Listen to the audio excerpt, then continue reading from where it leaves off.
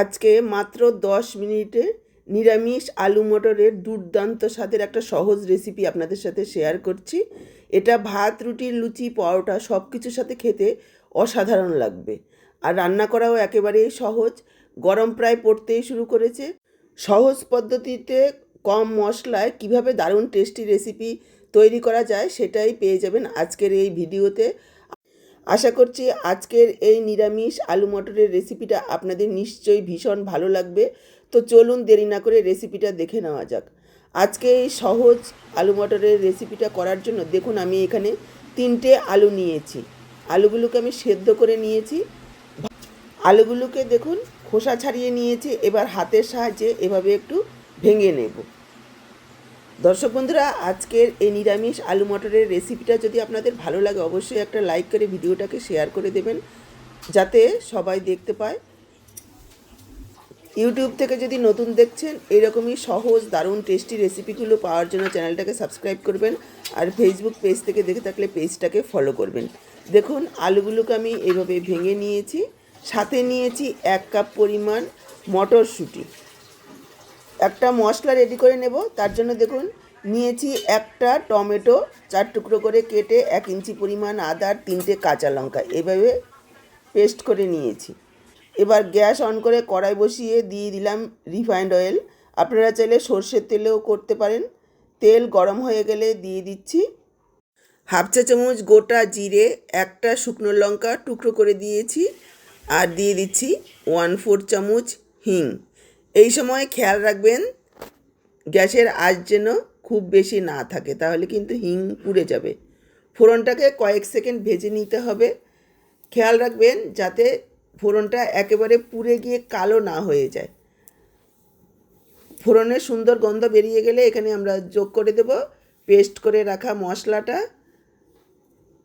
মশলার জারটা ধুয়ে অল্প জল, পরিমাণ মতো একটু লবণ। এবার 2 মিনিট মতো মশলাটাকে কষিয়ে নিতে হবে। দেখুন প্রায় 1.5-2 মিনিট মশলাটাকে কষিয়ে নিয়েছি। এবার দিয়ে দেব কিছু গুঁড়ো মশলা। হাফ চা চামচ ধনের গুঁড়ো, হাফ চা চামচ পরিমাণ জিরের গুঁড়ো, হাফ চা চামচ দিয়ে দিচ্ছি হলুদ গুঁড়ো, হাফ চা চামচ দিয়ে দিচ্ছি কাশ্মীরি লাল লঙ্কার গুঁড়ো। কাশ্মীরি লাল লঙ্কার গুঁড়োটা ঝাল হবে না, কালারটা সুন্দর হবে তার জন্য আমি দিয়েছি। আপনারা চাইলে কাশ্মীরি লাল লঙ্কার গুঁড়োটা স্কিপ করতে পারেন। ঝালের জন্য কাঁচা লঙ্কা দিয়েছি, কাঁচা লঙ্কার ঝালেই ঝাল হবে। তবে নিরামিষ তরকারিতে খুব বেশি ঝাল হলে ভালো লাগবে না খেতে।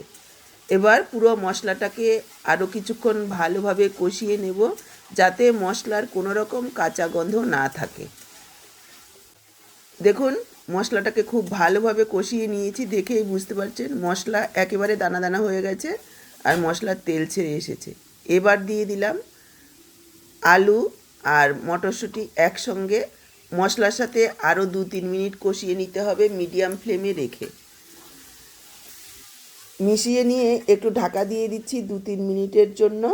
মাঝখানে 2-1 ঢাকা তুলে নাড়াচাড়া করে দিতে হবে, যেহেতু সেদ্ধ আলু দেওয়া রয়েছে নিচে লেগে যেতে পারে। দেখুন ঢাকা দিয়ে 2 মিনিট কষিয়ে নিয়েছি, দেখেই বুঝতে পারছেন সাইডে তেল ছাড়তে শুরু করেছে। এবার দিয়ে দেব পরিমাণ মতো জল। যেমন পাতলা রাখতে চান সেই বুঝে জল দিয়ে দেবেন।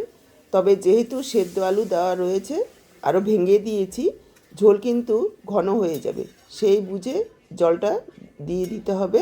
আমি এখানে 1.5 কাপ পরিমাণ জল দিয়েছি, ভালোভাবে মিশিয়ে নিলাম।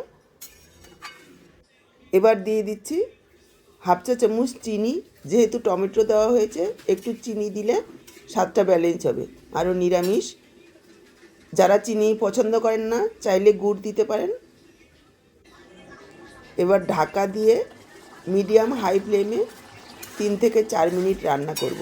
দেখুন ঢাকা দিয়ে 3-4 মিনিট হাই ফ্লেমে রান্না করে নিয়েছি।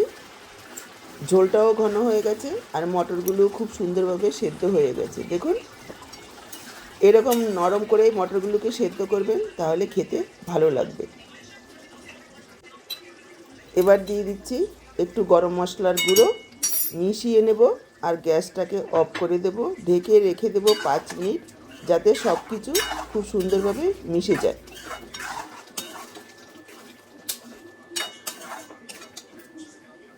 পাঁচ মিনিট পর দেখুন কতটা লোভনীয় হয়েছে দেখতে, খেতেও দুর্দান্ত স্বাদের হয়। ভাত, রুটি, লুচি, পরোটা যা দিয়ে খাবেন না কেন ভীষণ ভালো লাগবে। দেখলেন তো কত সহজে তৈরি হয়ে গেল দুর্দান্ত স্বাদের একটা নিরামিষ আলু মটরের রেসিপি। আলুটা সেদ্ধ করা থাকলে 8 থেকে 10 মিনিটের মধ্যে পুরো রান্না কমপ্লিট। তো আজকের এই সহজ পদ্ধতিতে নিরামিষ আলু মটরের রেসিপিটা কেমন লাগলো কমেন্টে জানাতে কিন্তু একদম ভুলবেন না। ভালো লাগলে অবশ্যই একটা লাইক করে ভিডিওটাকে শেয়ার করে দেবেন। আপনাদের একটা লাইক আর শেয়ার আমাদের অনেক বড় পাওয়া।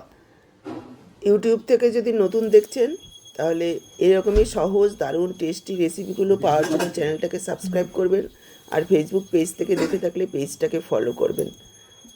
এইরকমই সহজ দারুণ টেস্টি আরও অনেক রেসিপি রয়েছে আমার এই আহারে বাহার রান্নাঘর চ্যানেলে, চাইলে আপনারা দেখে নিতে পারেন। কিছু ভিডিওর লিঙ্ক আমি ডেসক্রিপশন বক্সেও দিয়ে দেব, চাইলে সেখান থেকেও দেখতে পারেন। তাহলে আজকে এখানেই বিদায় নিচ্ছি, আবার দেখা হবে নতুন কোনো রেসিপির সাথে। সবাই ভালো থাকবেন, সুস্থ থাকবেন।